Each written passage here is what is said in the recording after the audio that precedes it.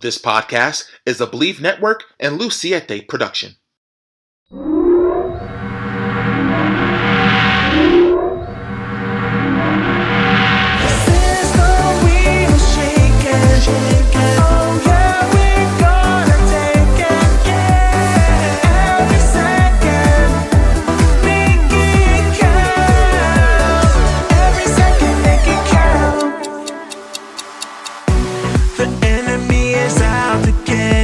So focus on your destiny. Well, ladies and gentlemen, it gives me great pleasure to introduce to you social media star, recording artist that has her latest single, Keeping It Real, on all platforms you can stream. It's the one and only UrFavGrannie. Thank you so much for joining us at D-Lew Podcast. How are you? I'm good. Thank you for having me. Like I said, the pleasure's all mine. I appreciate that. So again, we crossed paths a few months ago, just on social media, but I actually came across you last year when your song Making It Out the Hood went viral, and I'm just like, oh my God. I said, I understood the lyrics and everything, and we're gonna get to that later on in the interview. But I want to talk about the beginning, and I want to talk about life growing up in Norfolk, Virginia. So talk about life growing up in Norfolk. So I don't really so I was put in foster care when I was 5. Okay. And so I was in and out of different foster homes. When I turned 10, I started running away. So I was literally in the streets my whole life until I was 8. Well, even after 18, I was in the streets. But so when people say, where are you from? How did you grow up? It's literally the hardest thing for me to answer because I didn't grow up in any specific place, the streets. How was I raised? By the streets. So I don't even know like how I grew up. This shit was rough, but I'm a soldier, I'm a survivor, and I made it through all the shit that I had to go through. I hear you there. So during those years, who had the biggest impact on you growing up? I didn't have any role models. I did not. It was just about survival for me. Okay. Like real life survival. So I didn't have anybody to look up to because I started running away so young. And I wasn't never really in particular places long enough before I went away again to build relationships to have a role model. Got it.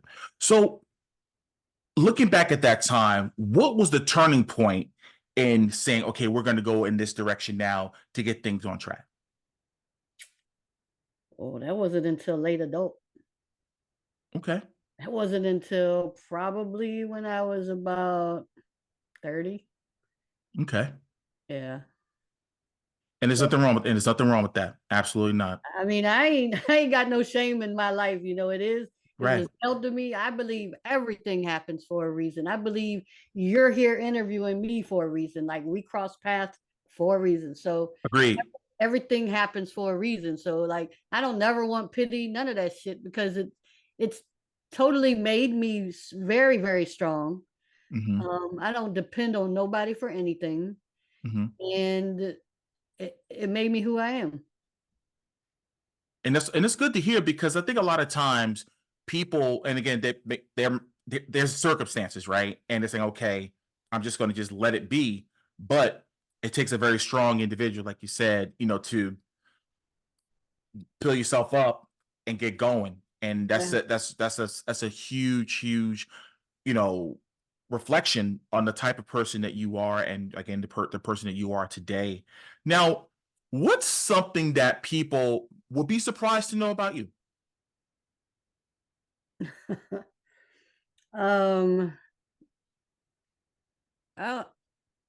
I guess I'm gonna say I really do live in the hood. People think, and I get comments all the time, you don't live in the hood, you in the suburbs. I wish I was in the suburbs. My whole goal to making music is to get enough money to go to the suburbs. I mean, ultimately that's the goal. I'm really out here, like still, even through all these years, I'm still here. I lived in this one, well, not this particular apartment, but one right up the street in the same complex Mm-hmm. for 20 years, Section 8. Okay. You know what I mean? I left. I finally got like what I thought was a decent job, and moved out because the whole goal was to always be independent and pay regular rent and not have to depend on the government to pay my rent and all that. Right. I moved out, and then 3 years later, I'm back here again because I didn't realize after being in the system my whole life that regular rent goes up like $50, $75 a wop. So, Right. Right. and then when it went up like that 3 years later, I can't afford it no more. So now, I'd come back. So here I am, still trying though. I'm still trying. And like I said, you're on your way. You're definitely on your way. Now, you told me that, you had a love for music going way back when, artists like the Shy Lights, the Whispers, Earth, Wind and Fire, Johnny Guitar Watson, Marvin Gaye, the OJs, and many others. So what was it about those specific artists that drew you to them? And if you could name some of those records some of those songs that said, even now, if you was to hear it, you'd be like, that's my jam. What was it? What drew you to them? So we're going to go back to when I started running away at 10 years old. Mm-hmm. I was the very first time I ran away, I ended up in the project called Tidewater Park in Norfolk. Mm-hmm. And I was around Black people. I mean, that's what was being listened to. And that's who welcomed their house to me. That's who showed me love. And so I adopted the culture at a very early age, way before I could adopt any white music. I don't, I mean, I could probably name one or two songs of a white artist, but just because that wasn't what I was around. Right. And so that's how I ended up, listening to what I listened to, which was back then R&B. Rap didn't exist. Right. We're talking about, we just celebrated the 50th anniversary of hip hop, last year. So it's just crazy to think that people thought that hip hop was only going to be a fad, and now Right. it's not just a genre, it's a culture. You know what I mean? And a So subculture. absolutely. So as time was moving forward, and hip hop began to grow, what were some of the early hip hop artists that you were a fan of during that time? MC Light, I love her. Mm. I'm trying to think of some groups. You caught me off guard. I can't even think of anything. I mean, A Tribe Called Quest, Mm-hmm. uh, Nice and Smooth. I don't know. You got me off guard, but all of it. It was just like it was. I don't know. It's a whole culture. I'm having Right. flashbacks. It's just a whole thing. Um, Queen Latifah, Salt and Pepper. Well, it ain't pepper, but Pepper. Yeah. oh yeah. I listened to all that. Yeah, just thinking about during those times, because I'm a lot older than you think. And I remember when Ladies First came out by Queen Latifah. You Mm-hmm. know what I mean? And it was that women empowerment. Ladies first, It was ladies. Ladies First. Yeah. Uh-huh. Yeah. And MC Light had one of the most iconic verses in that song Self-Destruction back in the day Mm, with KRS-One. mm. So I love the fact that the evolution of the genre went global when no one thought it would. But if there was an artist back then that you could if you were living vicariously through and saying, "Hey, that's my girl right there, or that's my guy," who would that artist be? If that one that you live vicariously through? I mean, I always say that DMX is like my idol. Rest in peace, X, man. Mm-hmm. Yeah. So just his realism. Mm-hmm. He kept it 100 all the time. Right. And he's powerful, man. You could hear him talk and it's just powerful. You know, you gonna shut up and listen to what he's saying, no matter what it is, because his voice and his feelings and his authenticity, it all came through with whatever he was talking about. Yeah, I admired that about him. Was he was always himself. Like there was Yeah. there was no on or off button. Who you got is who you, that was DMX. Yep. 25-8-366. That was him. Yep. But I remember when was it 98 when he had those 2 albums come out, which was unprecedented at that time, and were uber successful. Like That let me, Riders. yeah, man, that's what I mean. Like it was amazing of how he changed the game. It was just his aggression, but it was that, you know what I mean? Like it was, you felt it, even whether it's if it's at a concert or even if you listen to it on the radio, like you felt him through his music, and he is so missed by so many of us. Absolutely. Definitely. I actually posted a video today of him on the slingshot, that ride, the slingshot. I posted that on my Instagram, and just reading the comments in that, he touched a lot of lives.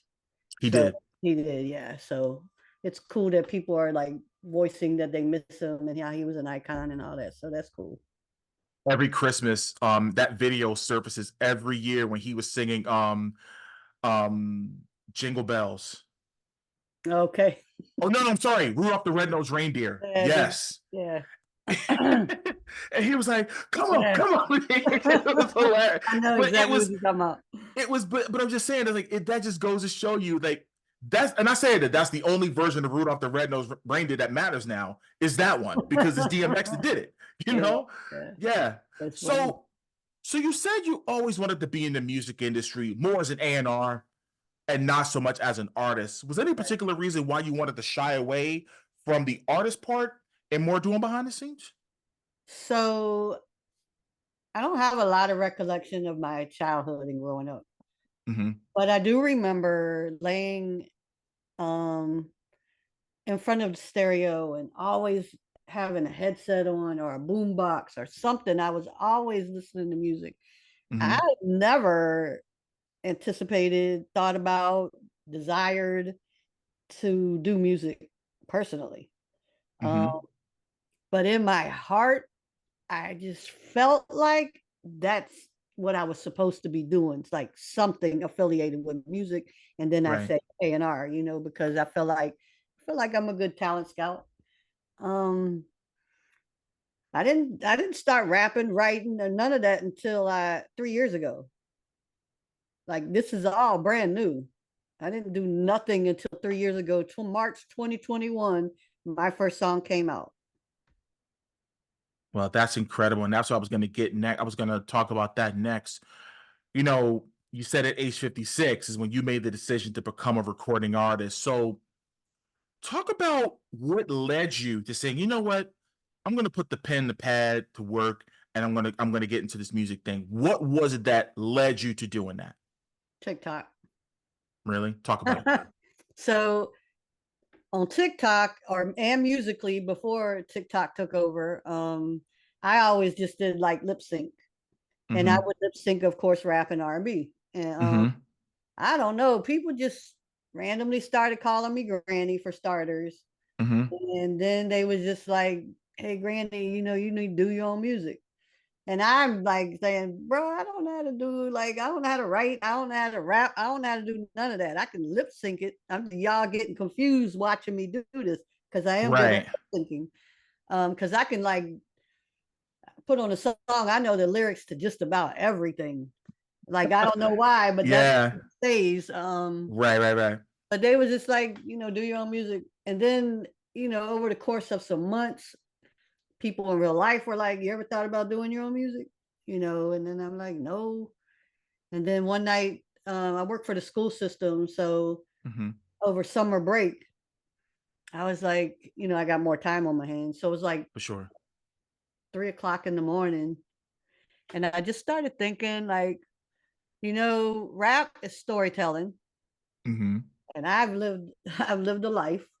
So why don't I just start writing this song from birth and write it and tell the story?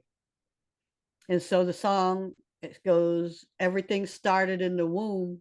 Before I was born, I was doomed. I was 5, mama sent me to the state. Since then, knew love was fake. And just, it literally, I started from birth. And Wow. that song's called Slinging That Heat. And I wrote that song in 20 minutes, which was crazy. Cause I was like, it's like 3:20 in the morning. And I'm like, damn, I ain't got nobody to call. I was like, super. Right. So then the next thing was to find out, like, now what do I do with, like, how do I get it to music? Where do I go? Who do I talk to? I don't want to go somewhere and then they're like, yeah, this shit is lit, and it ain't. If it's whack, to me it's Right. lit, but in real life it might be whack. So I talked to a couple people and they gave me a couple different studios. And the first one I called a couple, and then I called Good People Studio, told them just that. Look, they already actually knew who I was because I had a large following on TikTok at that time. Okay. And they was like, yeah, we know who you are. And I'm like, well, I want to do a song. I don't know really what to do. I don't want to come in there and I'm working with somebody and they're like, yeah, it's lit, and it ain't. I need somebody to be honest with me because that's the only way I can grow. Right.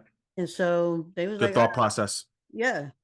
Like, you're not going to hurt my feelings. Don't think you're going to hurt my feelings, because you're not. Right. And so set up an appointment, went in there, said it again, because when I talk, I'm very specific. And when I leave and finish the conversation, you're not going to be confused about what I said. You know Exactly. what I'm very direct. And I told him, and he was like, yeah, let's do it. So I was like, all right. And so we did it.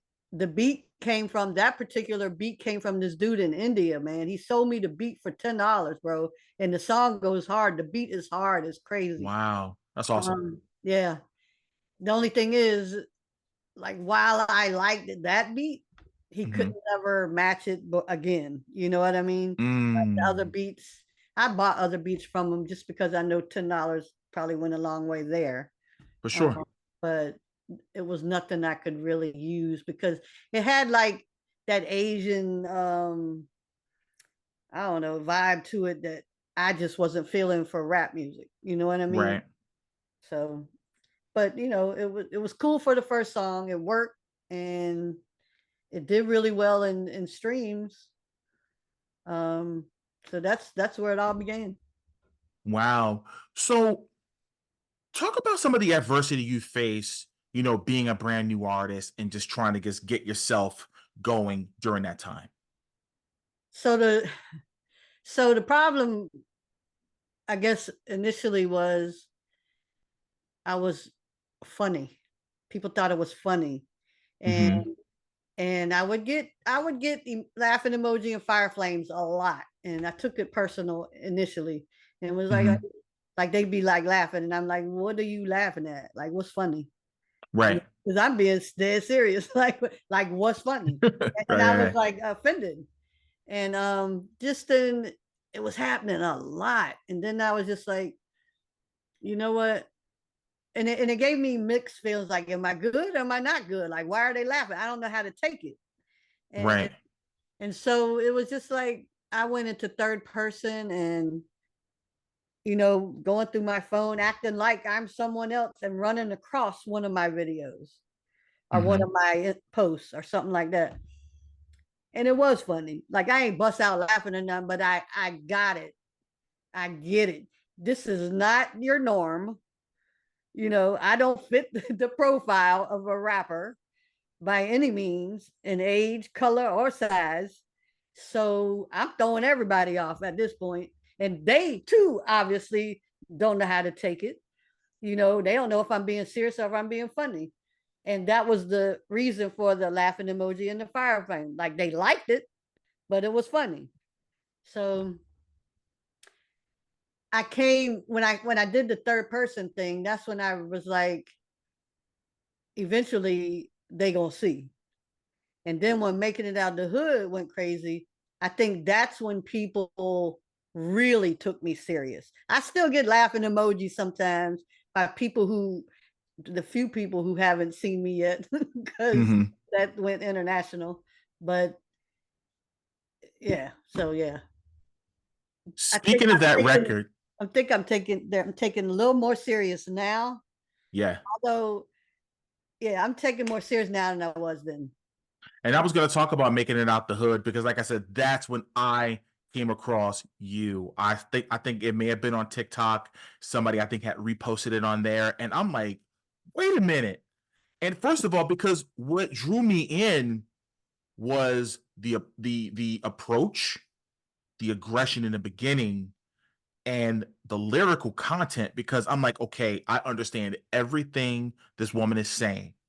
Okay, kudos, because a lot of times, and I mean, this is no shade, no hate on the young world and all the things that's going on now. But I think the era that I grew up in, it was really all about the science, about the lyrical delivery, the content, and all that stuff.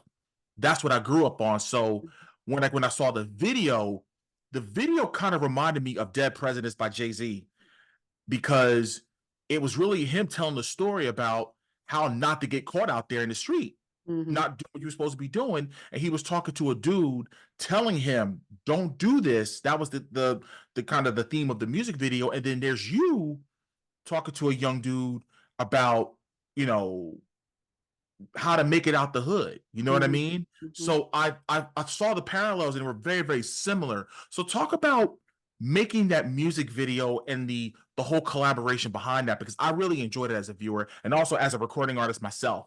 I Okay. really, really enjoyed that. So let's talk about that a little bit and how that all came to be. I mean, honestly, okay, so let me just start by saying first, when I write my music, I literally write my music. Like, I write and then I go to the studio and rap to my producer. He then makes the beat.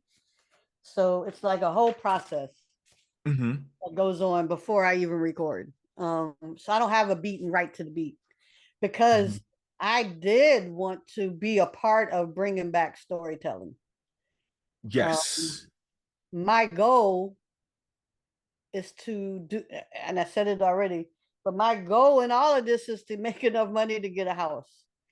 Like, that's my goal in life, to get a house before I die and to be able to enjoy it for a little while. So making it out the hood, there you go. What do you got to do? I'm ready to get out of here. Like, what do you do to get out? And I thought about all that and just put it down in words. And as far as the video, I didn't even know that guy. I don't even know him. Wow. It was a friend of the videographers, and I was just like nobody. Am I allowed to cuss? You can. Okay, it's cool. Because I'm trying, like, I have a terrible mouth, but I'm trying really hard to not cuss. But I know I probably cussed a couple times. But nobody fucks with me. Ever since I started rapping, I didn't have a big circle anyway. But people my age and what I thought were my friends thought it was a joke, and that offended me.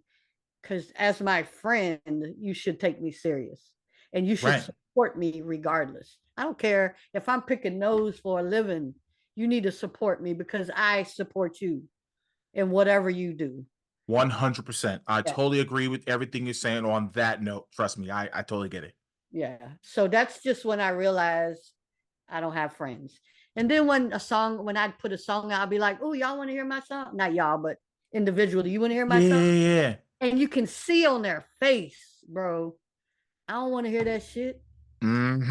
You can see it. Like, absolutely. Trust me, I know.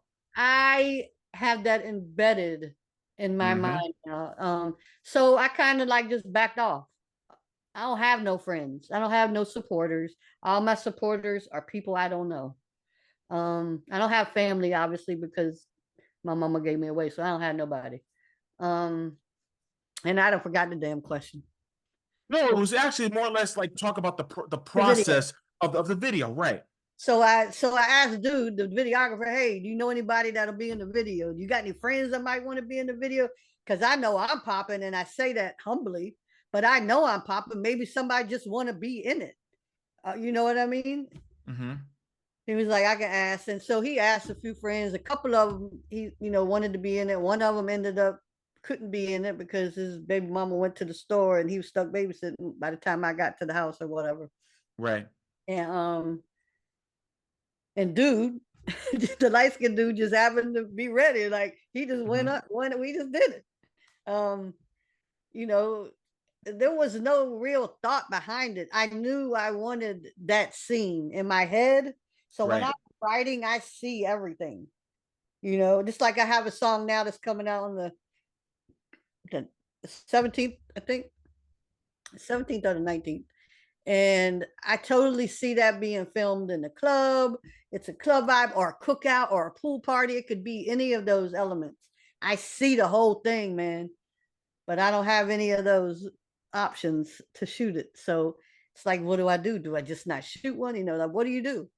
So in that video, I just saw everything that the way it went down.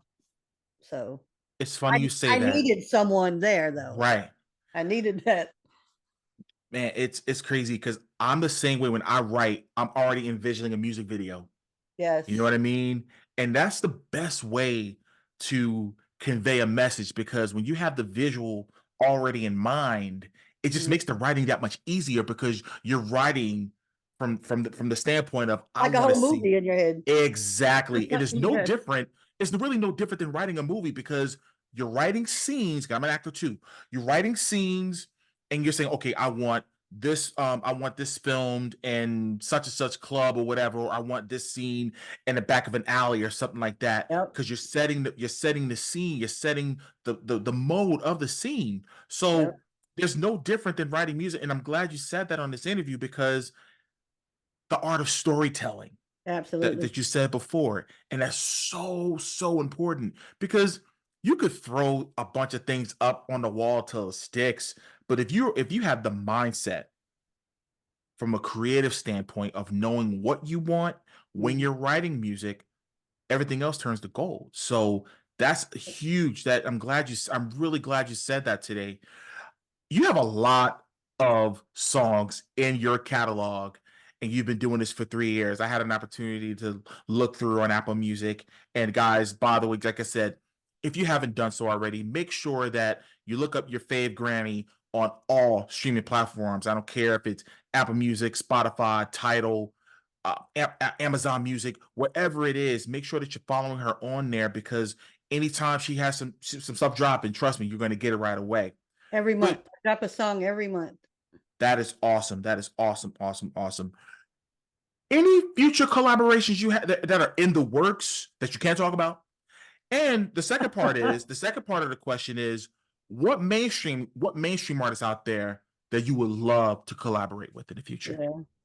Yeah. So the mainstream artists. So when we're going back to Make It Out of the Hood.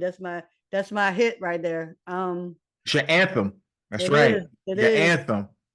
And it's so funny because people know the lyrics. Wheeling and dealing. Oh, people come into my inbox sometimes, and all they say is wheeling and dealing. That's all they say. It's so funny. What was the question again? Sorry. No, it's cool. Just mainly collaborations. There are some that you can talk about that's in the works, or like, and the second part is, what mainstream artists would you like to collab with? So Scarlett, I would love for her to feature on Making It Out the Hood. Yeah, I just feel like she's turning a little bit now, but initially she was that raw street girl that was me. You know what I mean? And she was in foster care, and she gets it. So I think she would tear this up, you know. And I've hit her up, you know, we follow one another on Instagram, and I've hit her up, but she didn't really respond to it. And I know that the label she signed, so Yeah. control over all that. So it is what it is, but that would be who I would really want to remake this song. Well, not remake it, but feature on it. Right. A remix. I have done actually the craziest shit. I have done about 6 or 7 features. And a few of them are bangers. Like, but shit, just people are just weird, bro. Like, some of them haven't put it out. There's I don't know if there's 2 out. Another person, and I don't even care I say this shit because I'm real and this real is real. And but somebody else paid me, what they were supposed to pay me for the verse. And I asked for half up front. Then I go in the studio, I put down the verse, and then I call them and I'd be like, here's the verse, let them hear it.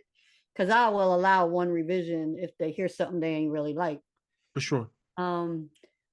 Dude was like loving the song, man. And I was too, like it was lit. And then he was faking like he sent me the rest of the money, and he never sent it. And so he never got the song. So why would you even give me $200 or $300 and then not finish paying me for the song? Like, you just gave me some money? Like, what is wrong with you? So, it happens. I don't know. People are, like I said, people are weird. I don't know why they did that. I think some people, and I'm gonna put this out there now. Thank you for this platform. I'm not as slow as y'all think I am. Like, I'm nowhere near slow, people. Don't think because I'm a granny and that's my name and I'm older that I'm really like a granny, because I'm not. I'm different. I'm from the streets. I'm not slow. I know what's going on. So y'all gotta try that shit with somebody else. But You heard that right here on the D-Lew Podcast. I am not playing either. They be like, I'm not. I be like, God damn, people, I'm not slow. Right. And it's insulting that you think I'm slow because I'm old. No, I don't. You look at me. I mean, look at me, like everything I'm doing. I don't feel like I'm almost 60. I don't feel like I look like I'm almost 60. I probably ain't far from it, but But you're not. But listen. You're not old. You're not old. You know what I mean? It's all a mindset. Listen, I'll be 46. I'll be 46 at the end of the year. Okay. And I don't let that, Are you a Capricorn? No, I'm a Scorpio. Oh, okay. November. Yeah. So, but I mean, I don't let my age, dictate to me, or as far as the direct. Absolutely. No, I do what I want to do. You know what I mean? Because I have the power to make my own decisions, right, in the direction that I want to go in, not what society says. Yes. I'm supposed to do it. Almost 46 years old. I think it's a trash, thought process to even have, because you're going to be stagnant for the rest of your life if people have that mindset. So I'm glad you made that apparent today. And let me just add to that, because fuck what society thinks you should be doing at whatever age you are. That's why people end up dying before their time, because they stop living, because society says at 65 you should be retired, sitting in the house cooking and just waiting for your damn day of death. That's good. The way they have it set. People hit me up sometimes in comments and be like, you too old for this. What the fuck are you saying, people? You and your mama too old for this. How about that? Right. Trust me, I've actually had some friends of mine that has said, don't you think you're too old to be doing all of this stuff that you're doing? And I'm just like, I very politely told that individual, I'm like, well, I said, it's not my fault that you're just stagnant, just doing absolutely zilch. Haters. You know what I mean? And unfortunately, but to your point you made early in the interview, when you said how your friends were laughing at, oh, she's just doing that rap thing or whatever. But I guarantee you, when you win a Grammy, when you win a VMA, when you win an American Music Award, when you win a Billboard Music Award, when you win an iHeart, when you're nominated for all of these things, that's when the phones are going to be ringing. Oh my God, I remember I grew up. Blah, blah, blah. No. I'll be right there on stage. Get with who? Myself. Right. By myself. I don't have a team. That's the other thing. People think I got like a whole team. People think I got a ghostwriter. I write my own shit off life experience. That's the best. That's the best way. I've lived almost 60 years. I got shit to say. There it is. Well, before we get out of here, and again, I thank you so much for giving us your time. I appreciate it. If you can give everyone where they can find you on all of your social media platforms, YouTube, website, everything you could possibly think of where you are seen and present. All right. So UrFavGrannie. I'm gonna spell it for you. Are you gonna put the name up so they Yes, can I see it? will. All right, so it's Absolutely. UrFavGrannie, and I'm gonna make it easy for y'all. UrFavGrannie everywhere. So just Google my name, everything will come up. Or put it in individually wherever you want to put it in it, and I'll pop up. Your favorite. Perfect. Awesome. And you said you have another record coming out. You said you have one coming out every month. So tell us about the Yeah. next one that is coming out. So like I said, it's called Get Money. And it's like a cookout, it's a summer song, cookout, it's just a vibe. You want to hear it? Look, I don't know. I don't think you can hear it actually. I tried this before. And I can try. Hold on, let me see. You just tell me if you can hear it, okay? Mm-hmm. Can you hear it? Yeah, loud and clear. Oh, okay. I'll play a little bit.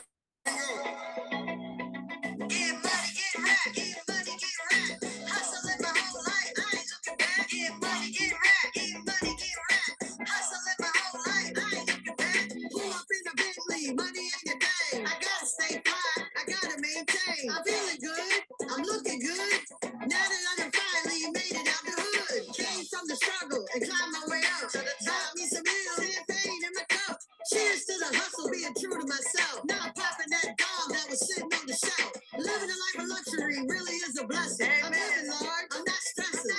Got the hustle in my veins, the fire in my soul. Nothing stopping me, even though I'm old. If you got dreams, go get them. No limitation, make goals, go set 'em. Elevate your mindset, no room for distraction. We getting this shit, now we go take action. Get money, get rap, get money, get rap. Yeah. Wow. You explained that perfectly, because that's a song you would hear at the club, at a party, at a cookout, or whatever the Yeah. case. So that is you. So, ladies and gentlemen, again, this is why I urge you to, again, when you see UrFavGrannie on all streaming platforms, hit that follow button. So like I said, you're going to get all new, music from her once once a month. You'll be getting all new music from her. These are all new songs. Yeah, for and I those that got are looking another at it, stack. I got another stack right here. yeah, for those that are watching on the video version of this on YouTube, it Oh. is a lot of